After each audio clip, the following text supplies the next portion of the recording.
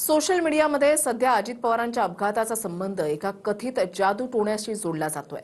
28 जानेवारीला अजित पवारांच्या विमानाचा अपघात झाला आणि त्याच्या 2 महिन्यांपूर्वीच बारामतीमध्ये अजित पवारांच्या घराबाहेर जादूटोणा झाल्याची बातमी आली होती आणि त्यावरून काय चर्चा झडतायत पाहूयात।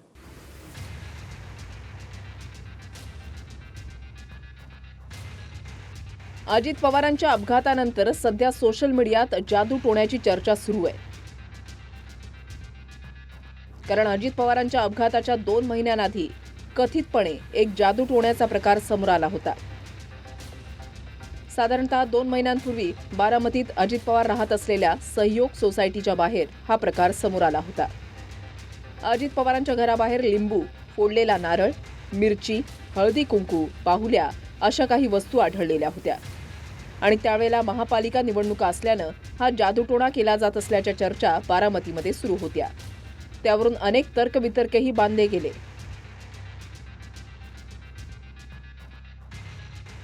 मात्र त्या कथित जादूटोण्याचा संबंध सध्या सोशल मीडियात अजित पवारांच्या अपघाती निधनाशी लावला जातोय।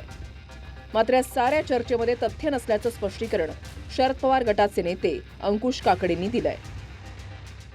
पवार कुटुंबियांमध्ये देव देवऋषी, गंडा दोरा किंवा पूजेचा अवडंबर हे आजपर्यंत कधी केलं गेलं नाही कोणत्याच पवारांच्या घरामध्ये।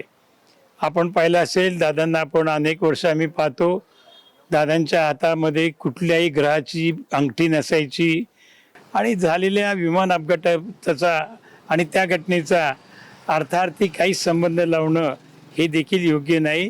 त्या काही महिन्यांपूर्वी त्या ठिकाणी हळद कुंकू लिंबू हे सहयोग सोसायटीच्या बाहेर होतं आणि त्याचा आणि या विमान अपघाताचा कृपा करून आपण देखील संबंध लावू नये असं मला वाटतं। दरम्यान अपघातग्रस्त विमान ज्या कंपनीचं होतं त्या कंपनीनं डिसेंबर महिन्यातच आपल्या पायलटचे 50 कोटींचा विमा काढला होता असा दावा आता पुढे येऊ लागलाय।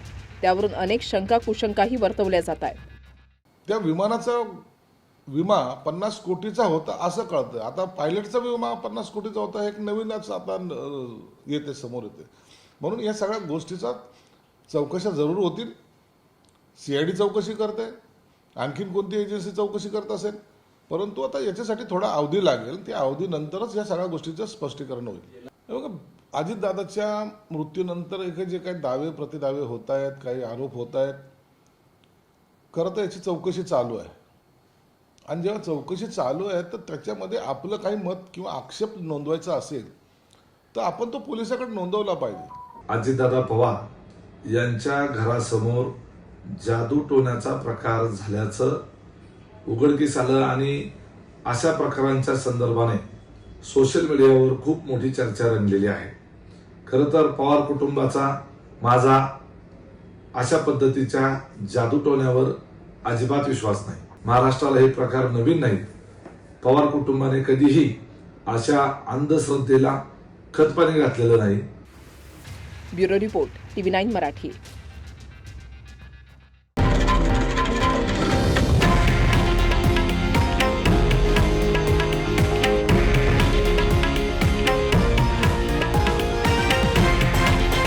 हे आहे देशातील नंबर 1 न्यूज नेटवर्क आणि आपण पाहत आहात TV9 मराठी, एकमेव।